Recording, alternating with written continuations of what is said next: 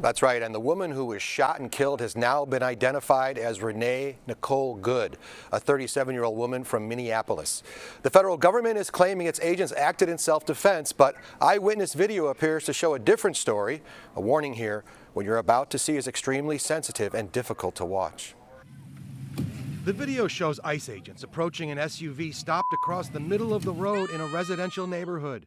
Agents demand the driver open the door, and as the SUV begins to pull forward, an officer standing in front of the vehicle pulls his weapon and immediately fires 3 shots at close range. The SUV then moves forward and crashes. Don't let him leave! Moments later, the agent who fired the shots is seen getting back in his vehicle and leaving the scene. They were attempting to push out their vehicle, and a woman attacked them and those surrounding them and attempted to run them over and ram them with her vehicle. An officer of ours acted quickly and defensively shot. Secretary of Homeland Security Kristi Noem says her agents were victims of domestic terrorism. The mayor of Minneapolis described the shooting as reckless. That is bull. This was an agent recklessly using power that resulted in somebody dying. You shot her! I'm trying to help!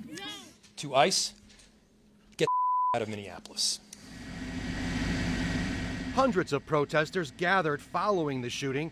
The state's Governor Tim Walz urging protesters to remain peaceful, says he's given the Minnesota National Guard a heads up they may be called to duty.